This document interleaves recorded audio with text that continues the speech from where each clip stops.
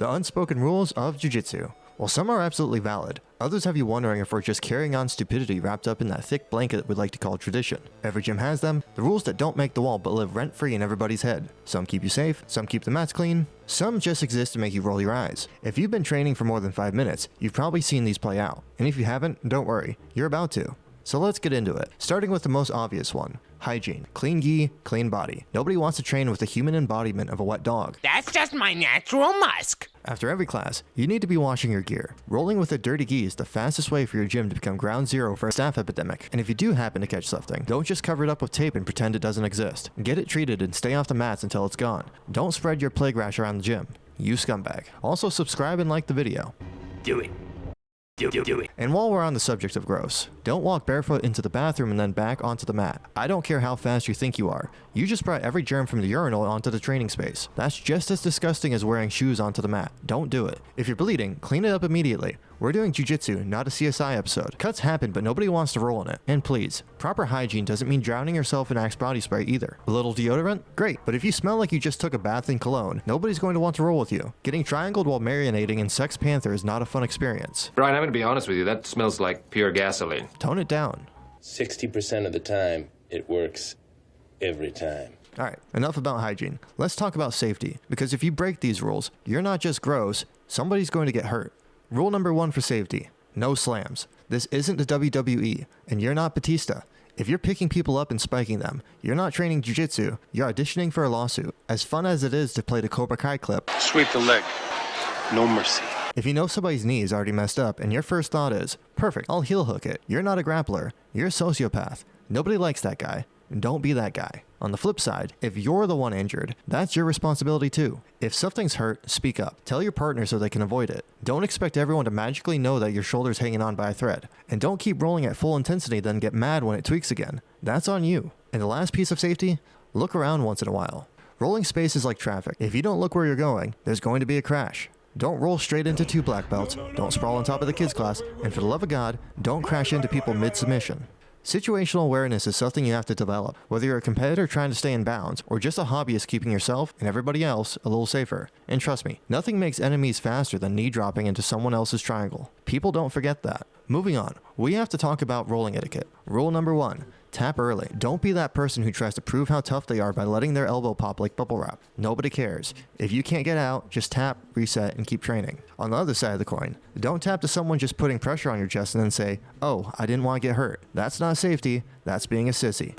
I am not a sissy! Find the balance. We don't want to get hurt, but we still have to get better. There's a difference between smart training and bailing the second things get uncomfortable. And speaking of uncomfortable, every gym has that guy who throws the fake fist bump into the blast double. You know the one. Either the spazzy white belt who thinks he's in a street fight, or the complete douche who's thinking about his highlight reel. Newsflash, it's training. And even if a camera is rolling, it's not worth someone getting hurt over it. But the fist bump is sacred. It's the handgun and track, the ding of the starting bell. It's what tells everybody that you're both ready to start a fair match. And if you fake it, you're basically announcing to the whole gym that you're a cheating cunt. Hey, Tom Brady, you want to play the game or do you just want to be known as a smoke cheating bitch the rest of your life? That's like spitting in someone's gloves before a boxing match. Everybody sees it, and now you're that guy. Nobody respects the fake fist bump guy. Wait, hate you. You might get away with it once, but after that, everyone's secretly hoping you get smashed for it. Alright, picture this. You finally tap the Gymshark for the first time. It may be the best feeling, but if you celebrate like you just won UFC 300, 2 things are about to happen. 1, he probably wants to beat your ass. And 2, he's probably going to beat your ass. And Gymsharks, don't be an egotistical cunt. The biggest lie in jiu-jitsu is that climbing the ladder makes you humble. If somebody finally manages to do something to you and is chill about it, give them the respect that they've earned. Don't make excuses and don't try to hurt them afterwards. Which brings us straight into the next rule. Match the intensity. Don't turn every flow roll into your personal highlight reel. And don't treat every roll like a charity round either. If your partner says, hey, let's flow, and you immediately hit them with a flying armbar attempt, you're a psycho. On the other end, if someone's clearly gearing up for a competition and you just lay there like a human yoga mat, that's useless too. Match the intensity of your partner. If they go light, you go light. If they go hard, you go hard. It's not rocket science, it's just respect. And speaking of respect, more often than not, that white belt going hard and spazzing out isn't actually trying to disrespect you. It's usually quite the opposite. They respect your skill, or at very least your belt color, so they try to make up for their lack of technique with intensity. In their head it's like, if I go harder, maybe this black belt won't completely clown me. Spoiler alert, you're still gonna get clowned. The only difference is, now you're getting armbarred and possibly eating a headbutt in the process. So yeah, it usually comes from respect, but it feels like disrespect when their lack of control sends you home with a black eye. That's why controlling your energy is part of etiquette. Rolling isn't just bowing on and off the mat. It's rolling in a way that doesn't make your partner regret fist bumping you in the first place. Oh, and let's kill one of the dumbest myths right now. Don't use strength. What the hell do you think technique is? Technique is just a proper application of strength. More strength equals better technique. If you're weak and technical, cool. If you're strong and technical, way better. Stop acting like using your muscles is cheating. And white belts, if you do actually catch someone in a submission, don't crank on it like you're trying to rip the turkey off the bone. Look, if we're in a hard comp style round, cool, go for the finish. It's on your partner to get out or tap. But if it's a normal roll, or worse, a flow roll, and you suddenly decide to snatch an armbar at full speed, that's you being a dick. Apply the sub and control it enough that your partner has a chance to tap. It's not about collecting trophies in training. It's about keeping your partners healthy so you can keep training with them. And please, don't talk people through submissions just to avoid getting tapped. Oh yeah, I know this one. You've got to turn your hip. Shut the fuck up. Everybody knows what you're doing. You're not saving face, you're just making yourself look worse. But while we're still on the subject of control, let's talk about size. Everybody expects me to say, big guys, stop smashing the little people. And yeah, if you're 250 pounds trying to test out your neon belly on a 120-pound hobbyist, you've got issues. That's obvious. But here's the thing nobody talks about. A lot of the big guys go too easy. They pull every punch, they let their smaller partners sweep them, and they never actually learn how to use their size responsibly. It's like they're apologizing for existing. Look, if you're big, you don't need to crush people, but you do need to learn how to apply the pressure the right way. Otherwise, you're not developing your jiu-jitsu,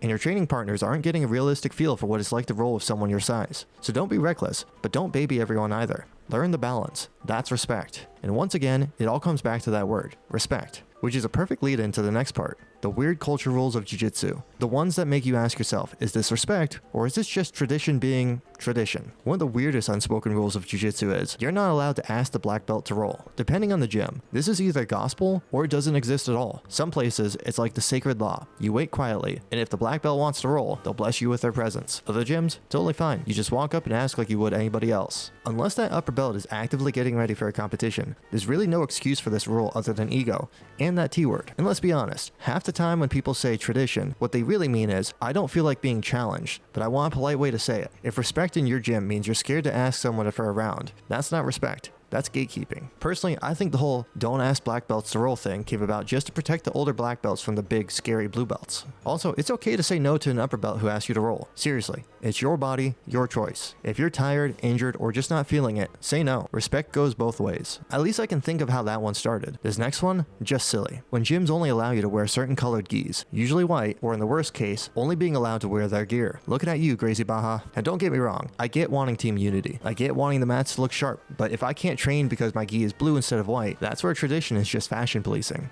And if your jiu-jitsu can't handle me in a SpongeBob gi, the problem isn't the gi, it's you. Team pride is cool, patches are cool, but enforcing gi colors like it's a high school uniform policy, that's just stupid. Here's another fun one you hear about constantly. Don't ask for belt promotions. And God forbid, do not self-promote. Nothing makes you seem more desperate or ruins your credibility faster. If you've been training forever and feel overlooked, set up a one-on-one with your coach. Ask what they think you're missing. But asking in front of the entire class, you just turned yourself into the belt beggar.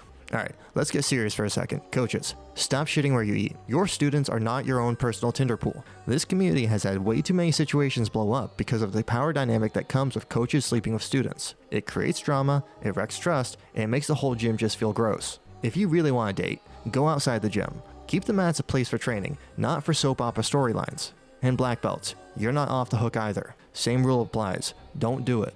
And yes, it's so common it gets its own category. You're supposed to be the role models of the gym, not the cautionary tales. If you got a belt around your waist and your first thought is how to use it as a pickup line, you've lost the plot.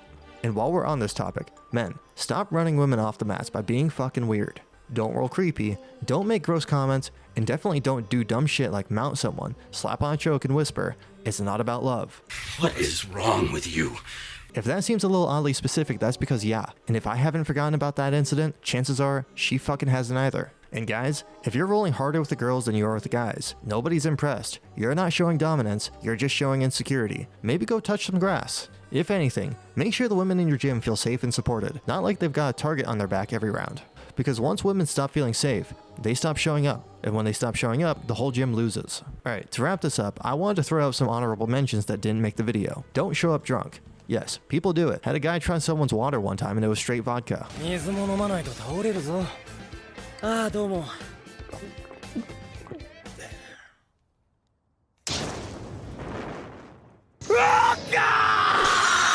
Cut your damn toenails. Nobody wants to roll with Wolverine.